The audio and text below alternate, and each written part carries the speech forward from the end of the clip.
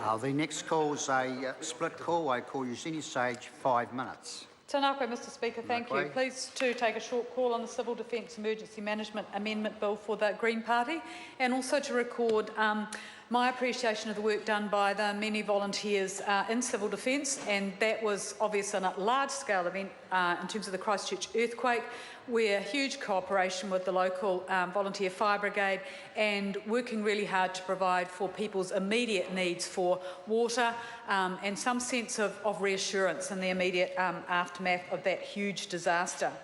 And it's true that this legislation moves from sort of the immediate response phase to the recovery, and there was quite a lot of concern in submissions about the need to ensure that there were the right safeguards around the exercise of emergency powers, and we were very pleased to see the changes made by the Select Committee, which require greater consultation with affected councils in terms of their mayors and with the relevant civil defence and emergency management groups where there is a transition notice being put in place or being extended.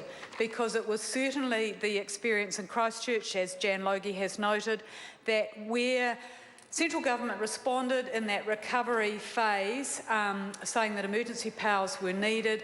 Those emergency powers continued for far too long. They were far too extensive, and then you undermined recovery because people felt alienated. They didn't feel that they were involved in key decisions about the city's future. Mr Speaker, others have commented that this is the first stage of a significant and larger scale review of the provisions around large-scale events. Well, there's been very little transparency around that, and we had the Parliamentary Commissioner for the Environment in Select Committee this morning, and we were questioning her about her report on sea level rise and the recommendation in that report that a working party be established of government officials and stakeholders like the insurance industry to look at how we respond to sea level rise and how we prepare for that. Treasury has spent an hour talking with the Parliamentary Commissioner, even though she's done a substantive report about sea level rise. We need to be looking in a much more comprehensive way about how we respond to natural hazards and how we prevent some of the worst effects of the more intense storm events, the more frequent flood events that we will get with a changing climate.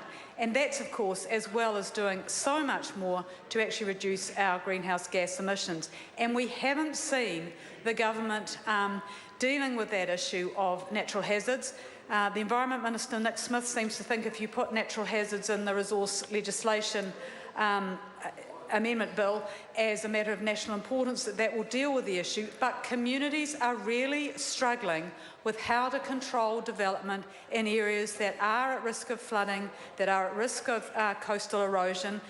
If councils do, as Kapiti and Christchurch sought to do, to control that development through rules in their plans, property owners don't like the loss of and decline in property values. They push back, so there is a very limited ability to prevent development in areas that are prone to flooding. And it's avoiding effects that we're concerned about in the Green Party rather than just responding to effects. So there needs to be a much wider national conversation about how we adapt to climate change, and the government is utterly failing to show any leadership there.